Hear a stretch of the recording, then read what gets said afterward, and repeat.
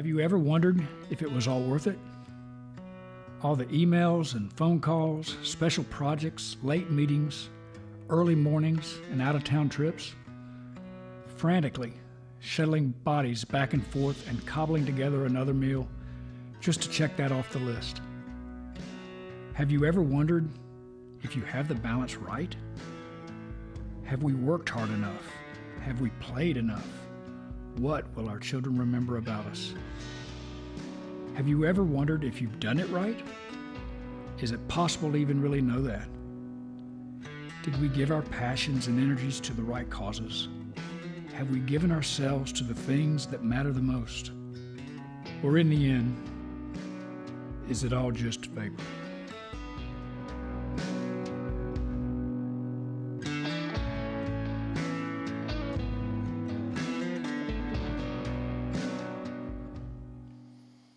Well, good morning. It's good to see everybody here. This is as full as the church has been since last February. That's crazy, man. You guys, apparently, we've been going through Ecclesiastes. Y'all love depression and hopelessness. So thanks for showing up to that. You're like, I got to get out of the house now. Maybe that's what I needed to do the whole time. It's just make you really, really sad. So you had to come see people. This is great. If you're still joining us at home, we're so grateful for that. This is the third part in our series called Vapor, where we're moving through the book of Ecclesiastes. We've said the whole time that we've saved the dreariest book of the Bible for the dreariest month of the year, and what's really fun is that this is the joyful sermon. This is the good news. This is the one where we celebrate. We only did 2 songs up front because we want to end praising God together, and He gave us sunshine to do this. So it seems that the weather is matching the rhythm of the series, and I think that that's fantastic.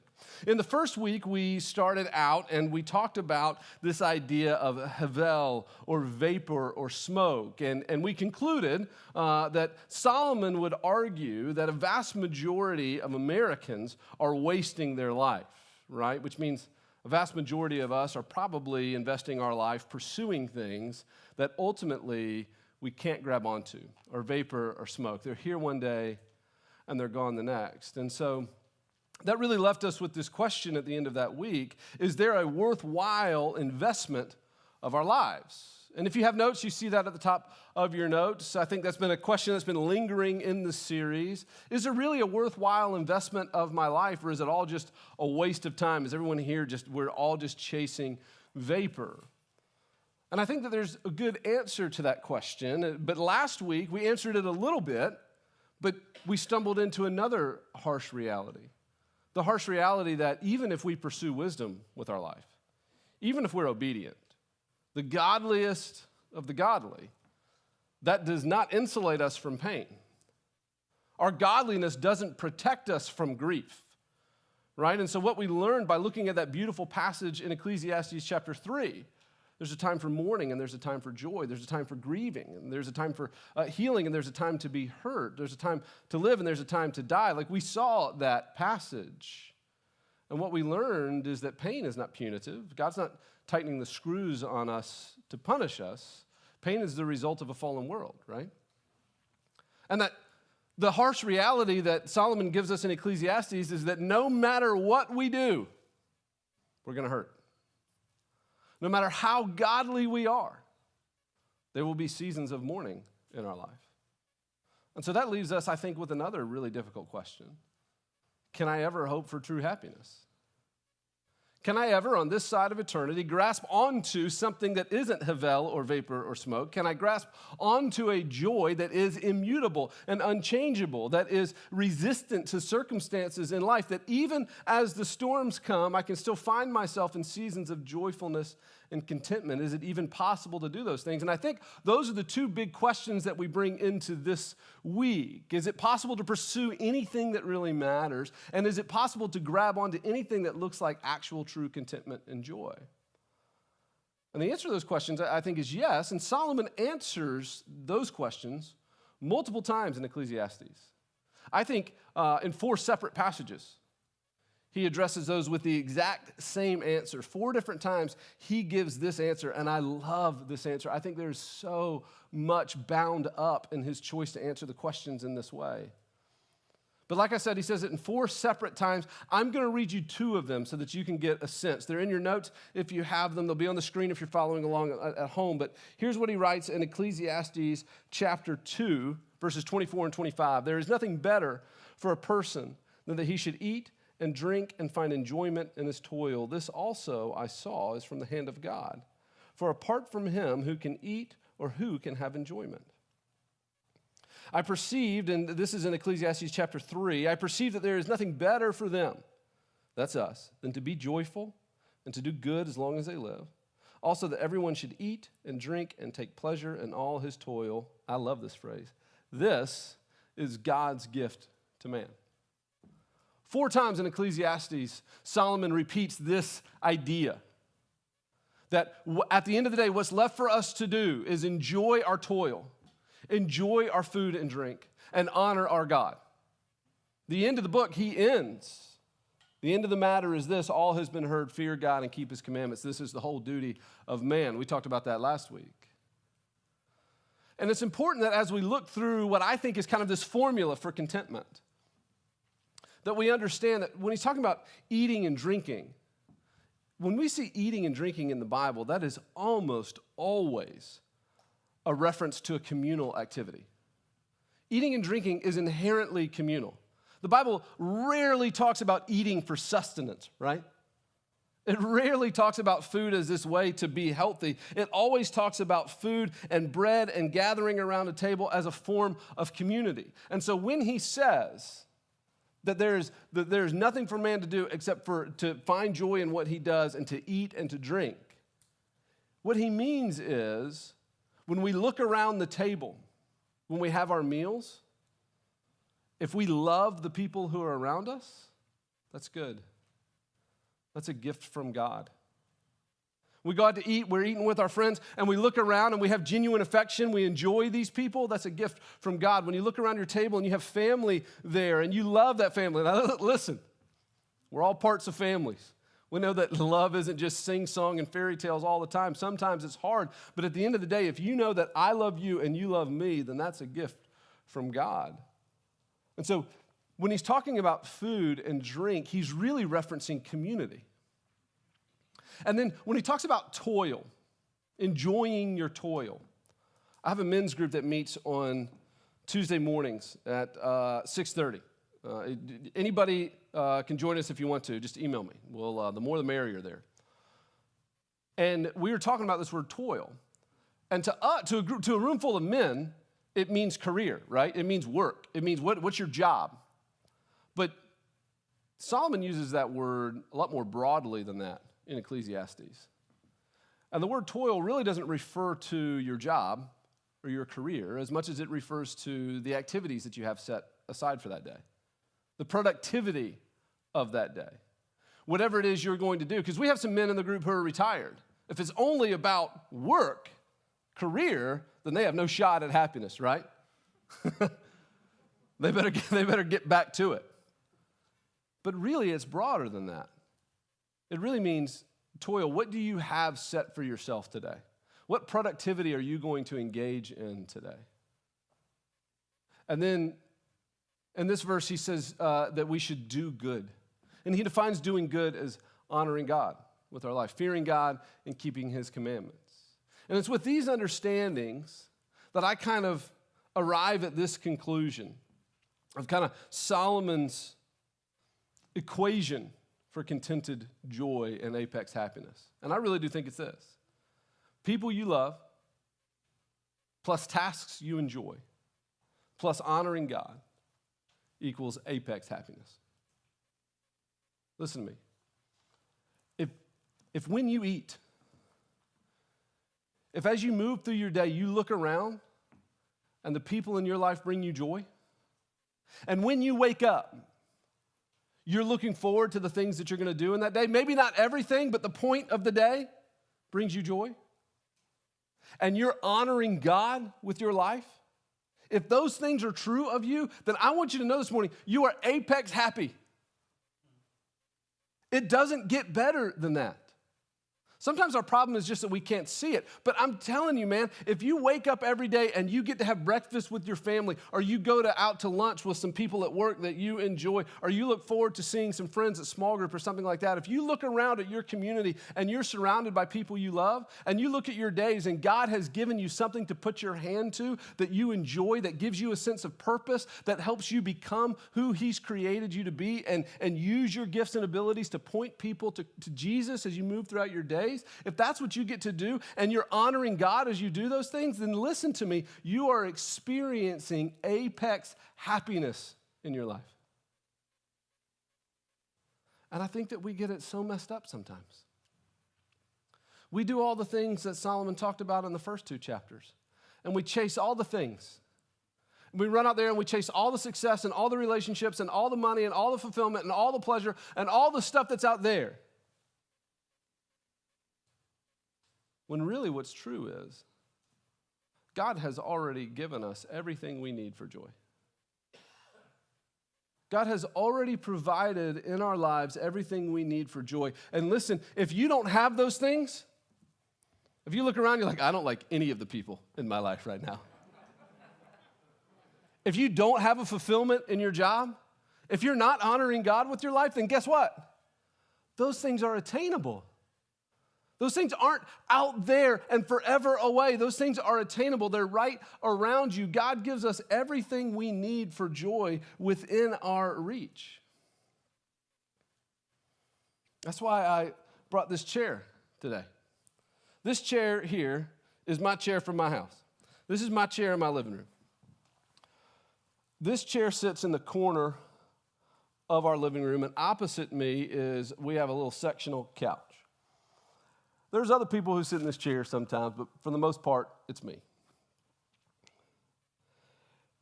When I sit in this chair, I get to watch dance recitals. I get to watch Lily come in with her friends, and they sing Elsa to me, and I pretend to care about Elsa. I get to watch dumb little magic tricks. We went to some restaurant, and they gave her some pot with a magnet on the bottom, and there's a plant that comes out of the wand, and she comes in, and she does the abracadabra, the whatever, and then she pulls it out, and for the 37th time, I'm amazed by this magic trick, right? I sit in this chair, and Jen sits in the couch, and we talk about our days. We talk about what's hard, and we talk about what's fun. From this chair, when someone rings the doorbell, if I angle my head just right, I can see down the hallway to the front door, and I can see the little face that's there to come play with Lily. If they're all over, I can look this way out the window, and I can look at them all the neighborhood kids jumping on the trampoline that we got to get for her. In the mornings when I'm doing life right and I'm downstairs reading like I'm supposed to, at about 6:45, 7 o'clock, I can look up the stairs and see Lily up there and motion her down to come sit in my lap and tell me what she's going to do that day. When we have friends over, which I love to do, eventually we end up in our living room and we sit around and we talk and we giggle and we laugh. In the pandemic, I worked from this chair. I set up a little table right here, and I do my Zoom calls, and I argue with the elders, and that's pure joy, except for Chris Latta. I love working from that table.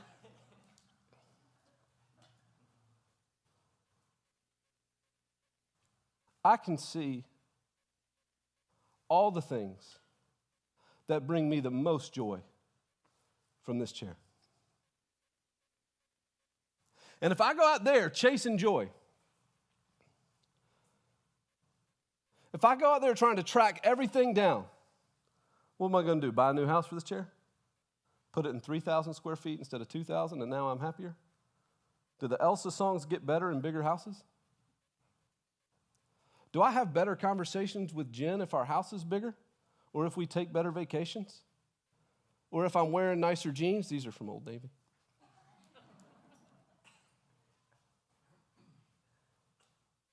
If this church grows to 2,000 people and I get to feel what that feels like,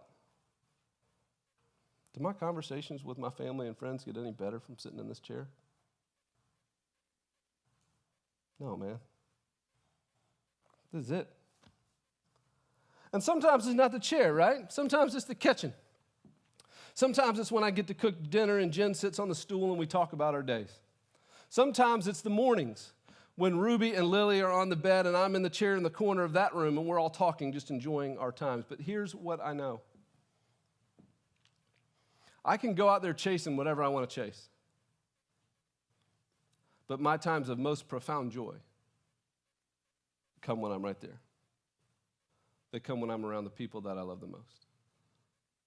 They come when I'm soaking in the blessings that God has given me. And this is what we need to pay attention to. Solomon tells us these are God's gifts to us. You have people in your life that you love, who love you. They're God's gift to you. Drink them in. Hug them more. Tell them more that you care about them. Tell them more that you're grateful for them. Tell them more that they are a gift from God in your life. You have a thing to do every day that you like to put your hand to, whether it's raising kids or volunteering somewhere or spending time in your neighborhood or going to work or looking forward to seeing your friends or whatever it is. You have things that God has given you that make you productive, that let you feel like you are living out His intended will for you. That's His gift for you. That work, that toil, that's His gift. That's designed for you. And then if we honor God, His invitation to honor Him is His gift to us because He knows that when we live a life honoring Him, we live a life of fewer regrets. We live a life of deeper gratitude. We live a life with a deeper desire for Jesus if we'll just revel in His gifts. This helps me make sense of the Honduran children I saw at one time. For years of my life, I would go down to Honduras with some regularity to take teams down to visit a pastor named Israel Gonzalez. Israel is one of my heroes. The things that he's done for the kingdom are unbelievable. And he is based in a city in central Honduras called Suguatepeque. He and his wife have set up a free clinic there. He has a church there. And then from that church, what they do is they organize these goodwill parties. And they bring teams down, and you get together hot dogs and little tchotchke gifts, and you go up into the hillsides. There's mountains surrounding Suguatepeque, and you go up into the mountainside, and you go to these villages. And he throws these goodwill parties, and he hopes that by doing this, these villages they're deeply Catholic, but Catholic in such a way that shuts them off to faith rather than turns them on to faith. And so they're lost communities. And he goes and he throws these parties, and by throwing these goodwill parties, they invite him into the community to plant a church. He's planted 14 churches that way, last I checked. And I would go on these parties. And you go up into these mountains surrounding Suguatepeque into a village. And that's not derogatory. It's literally a village. Homes are built of mud and wood, makeshift roofs, 1 or 2 rooms, literally dirt poor. I've had the opportunity in my life to be in a fair amount of other countries and to see poverty on multiple continents. Honduras is just about the worst. But yet when we would go there, we would get out, and there would always be these children there. And these children would have the biggest, goofiest grins on their face ever. They were so joyful, and they would laugh, and they would play, and they were happy to see you, and it never got wiped off of their face. And I always wondered, kid, how can you be so happy? Like, don't you know you don't have a Barbie house? Don't you know you don't have a PlayStation? Don't you know your soccer ball stinks? Those kids had it figured out, man. They had people around them who loved them. They had things to do each day that they looked forward to.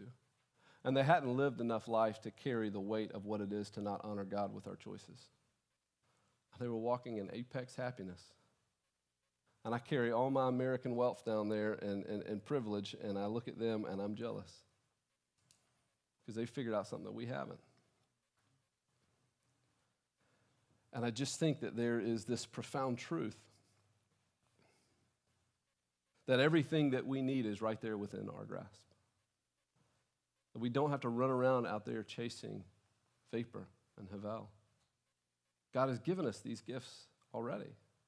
And in that truth that everything we need for joy is within our grasp, we answer those two questions we started with. Is there a pursuit that's actually worth investing my life in? Yes. The people you love, the tasks that give you purpose, and honoring God. You want to live a life that matters? You want to get to the end of it and wonder if it's all vapor? Or not have to wonder that? Then invest your life in the people that you love and the tasks that God has ordained for you. Ephesians 2 says that we are God's workmanship created in Christ Jesus, that we should do good works, that we should walk in them. Walk in those good works that God intended you for. And honor God with the choices that you make. Those are worthwhile pursuits. You will get to the end of your life if you pursue those things and know that it was a life well lived. And he actually doubles down on this idea of pursuing relationships with other people. I don't have a lot of time to spend here on it, but again, this is a passage that I can't just skip over as we go through the book of Ecclesiastes. He doubles down on this idea of having more folks in our life when he writes this in Ecclesiastes chapter 4. He says, 2 are better than 1 because they have a good reward for their toil.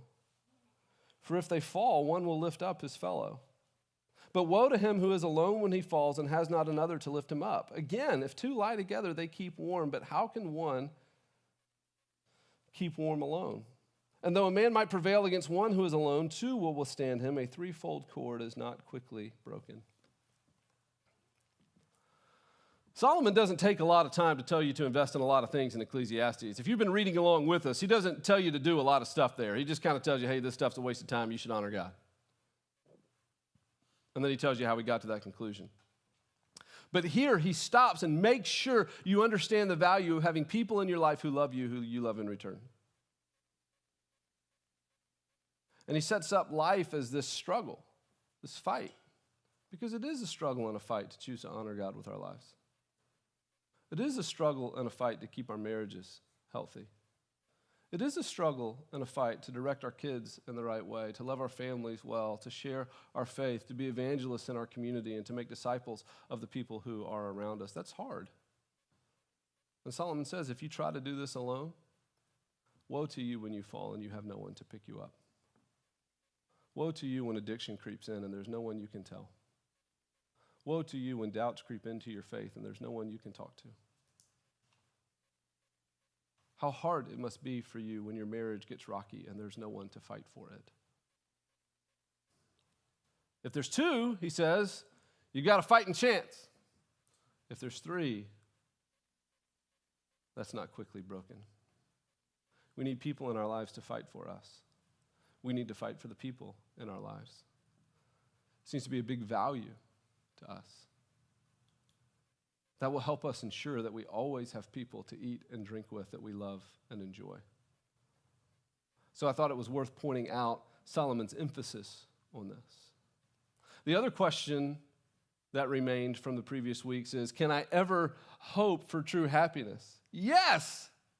Yes, because here's the thing. If the bad things in Ecclesiastes 3 are true, then so are the good ones. Last week, I read the passage, and I said, listen, pain is coming for all of us. It's going to hurt. We're going to mourn. We're going to grieve. No one gets to dodge that based on our godliness. It's going to happen to all of us. We will walk through hard times. But here's the reality. If that's true, then the flip side is true.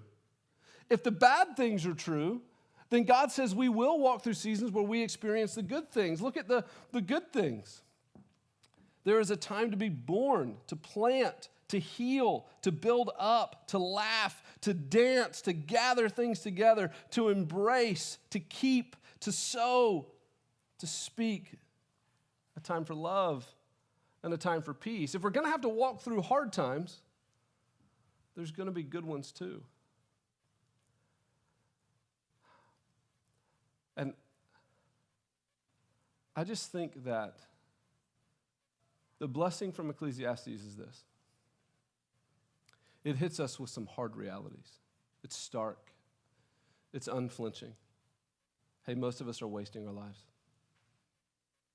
And no matter what you do to invest it well, you're going to hurt. Those are hard truths.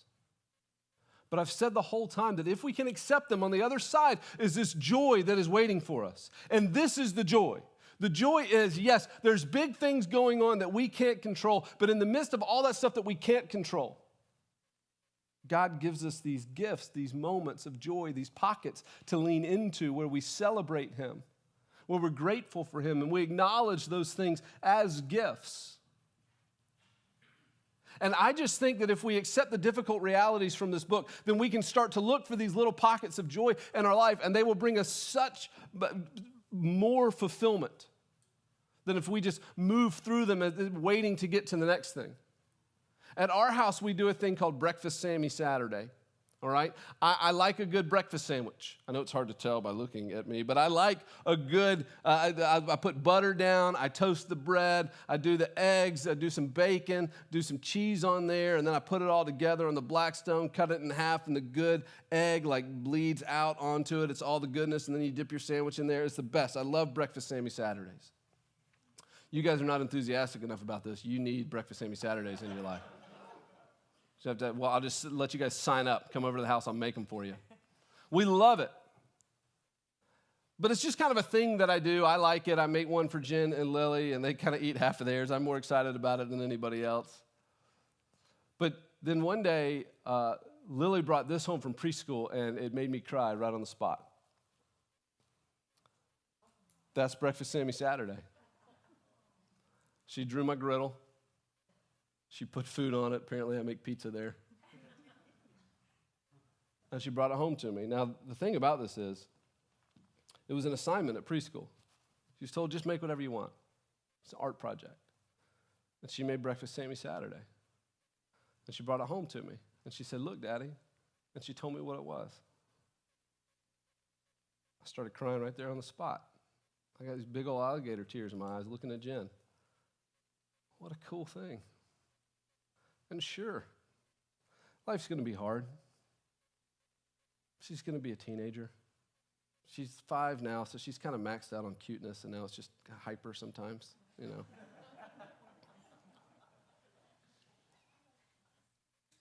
But even though I know that there's hard times ahead, even though I know she won't always appreciate things like Breakfast Sammy Saturday, I know she does now. And I know that that's a gift from my God. And I know that what Ecclesiastes says is the best thing I can possibly do is to drink deeply of that. The best thing we can possibly do is find joy in these moments that God allows. We don't know how long we'll have them. I was talking with a friend last night who's got a new infant. And he said every time he gets up with the infant in the middle of the night and holds her, that it's a privilege. Because he doesn't know when that last time is going to be. And that's the truth of it. I think that we have so many pockets of joy in our life every day. If we have people that we love, if we have something to do that we appreciate, if we're choosing to honor God with our life. And I think that because we're so busy chasing vapor, sometimes we miss these sweet little moments that can all be had right here if we're just paying enough attention. That's why I think on the other side of these realities awaits for us this profound joy. And I think that when we realize that when we realize that God has designed these things to bring us happiness in our life, that what's really important is if we don't believe in a God, if we're atheistic in our worldview, then that's it. The joy terminates in those moments. That's all we have. But if we are a spiritual people who believe that God designed these things and these blessings in our life to make himself evident in our life, then our joy doesn't terminate in the moment. It turns into exuberant praise. It reminds us that we have a God that designed this for us. And the other part is, and this is incredible, that the joy that we're experiencing in that moment is only a glimpse of the eternity that he's designed for us and won for us with Jesus, which is what we're going to come back and talk about next week, is how these things are glimpses to the eternity that Jesus has already won for us. So in a few minutes, the band is going to come, and we've saved 2 fun, exuberant songs to praise God together. And while we do that, I want to encourage you to keep those 2 thoughts in your head. What are the things that I can see from my chair? What are the joys that God has given me that are within my reach from places that I already have in my life? What are the things that maybe I'm missing because I'm chasing stuff that I don't need? And then let's reflect on the reality that there is coming an eternity where that's all we experience. It's no more just pockets. It's reality. And that is something for us all to celebrate. Let me pray for us. Father, you are so very good to us. You've given us so much. Lord, I pray that we would be grateful for those blessings. I pray that you would steep us in profound gratitude for the things that we have, that you would show us what we need and what we don't. God, if there is somebody here or who can hear my voice, who doesn't have people in their life that they love, God, would you bring that to them? Would you provide that community for them even here at Grace? Would you give them the courage to slip up their hand in some way, to fill out some sheet or to send some email or make some phone call or some text and help them engage with relationships that matter to them? God, if there are people who don't have something they enjoy in their days, would you give them the courage to find that? Show them how you designed them and what you created them for. God, if we are not honoring you with our lives, I pray that you would give us the courage to do that. Let us praise you exuberantly, God, for the joys that you have given us in our lives. It's in your Son's name we pray. Amen.